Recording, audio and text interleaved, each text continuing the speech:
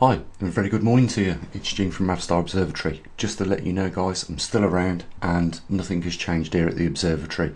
Every 3 seconds, our TriMag takes a reading of the magnetic North Pole and gives us that data every 3 seconds. Every 15 minutes, here in the UK, we collect a sample of the intensity of the magnetosphere above us, and we do that likewise in Arizona, Canada, Hong Kong, Australia, both on the east and hopefully still will be on the west coast.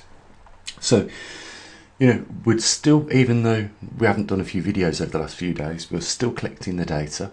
And if you've been following me, on the 17th of every month we do a latest magnetic pole position. We put that on the map so you can see where it is, and we give you the longitude and latitude.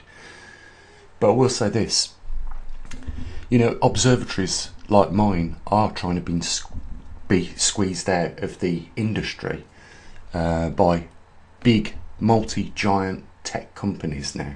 They don't want to be having small observatories like ours do the job of what the image they want to project for you, like a company like, say, NOAA, NASA or the European Space Agency. They want to be the only ones in the game, and the market is getting so small now. And the problem is with that is small, independent, honest observatories like ours is, constantly now feeling the threat of being forced out of the business. It's only been largely down to just a few people every month that keep this observatory going, and it is, in my view, really, really a gold nugget, because first of all, there isn't many observatories in the field of geomagnetics like what we are, and they've done such a good honest effort of not just trying to collect the information from one spot but take that internationally. And there's been a lot of hard work, the programming, the time that's been invested, maintaining the website, as well as personal money and money that's been funded by like-minded people like yourselves that listen to these videos. It has been a bit of a struggle financially over the last couple of months here at the observatory, and we have seen our revenue that we raise every month not just get cut back on YouTube with AdSense and the loss of a few patrons, but we've also noticed a small decline in the amount of people that fund us via PayPal. It'd just be nice if we could get a little bit more support going for the observatory, and perhaps we could do a little bit more in terms of keeping people informed of these current events. Science is suffering through mainstream organisations now, these YouTube sort of like platforms that allow people on one hand to speak truthfully and openly about some topics. We are also getting pressure off those organisations now, and one thing that we're losing on a daily basis, and it's got to be one of the saddest things ever in humanity, that we're witnessing times where freedom of speech, truth and information is slowly being suppressed. And we have seen this directly from some of these bigger platforms recently. When you talk on certain subjects, you get a red flag for this, and that you get a warning for if you carry on talking about that subject in the manner in which you do, you're going to get strikes, and eventually you're going to lose your platform. This is the same thing as I've said before.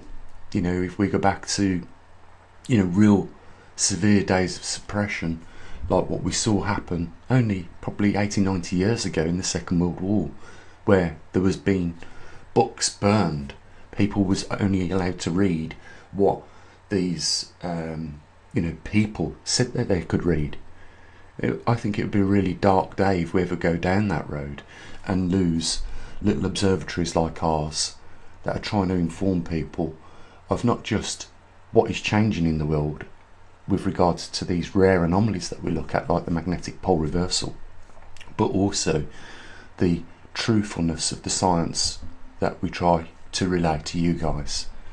And this CO2 and temperature chart is a classic example This, by the way, has been removed from my website a couple of times. It was just one of the only charts that was removed, and you just imagine what was required to do that. They come onto a private website and took off something that I was entitled to put up on there. That's nothing short of criminal damage. But you know, these organisations that are very powerful, they have millions and millions of pounds at their disposal, and they have a lot of influence with other companies that can do such things like that. But it was the chart which they targeted, which I thought was quite extraordinary, because what the chart shows clearly is CO2 rising still, which we know, moderately, albeit, and not really of any real significance with regards to the amount that we input into the reservoir of carbon in the atmosphere. But it also showed temperature declining. Now, here in the UK, we've broken records for coldest temperature in many, many years, and this has been witnessed all over Europe and all over America. And there are big issues with this because it's not isolated to one region, so there is something majorly happening, but mainstream media are not recording on it as much as what they should. They're not saying, look, it's been the same for Europe, been the same for the United Kingdom, it's been the same for mid-Americas. So this is the sort of thing we do here on this observatory when we get hold of the information and we go through it. And you know, we obviously do that with the magnetic North Pole as well. We locate its current position and record how that is progressing and try and give forecasts. So, you know, I think the bottom line is, guys, is, you know, we've been at it now for 10 years, and it's largely been down to, you know, a few people chipping in a few bucks here and there, and it's kept us going to today. And we've got something. We've almost got what, well, it is an international now, and I think we're getting there on the recognition side, so an internationally recognised observatory, mainly in the field of geomagnetics. And that has been down to teamwork, you know, a few people helping where they could with a bit of funding, and a lot of hard work here at the observatory in building the equipment, programming it, and getting good people out there to take it on board and send us back the data here to the UK to process it. So I've not gone nowhere. I'm still in the game, guys.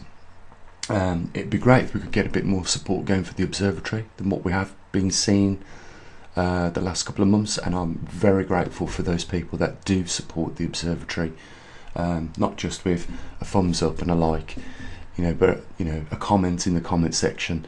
And if you could just push it that little bit further and help support what we do here financially, and you know, we can continue doing what we do. Nothing else to say other than what I usually do at this point in the video, guys. There's a link down there in the description, and you have an amazing day. Take care of your loved ones, and as always, bye for now.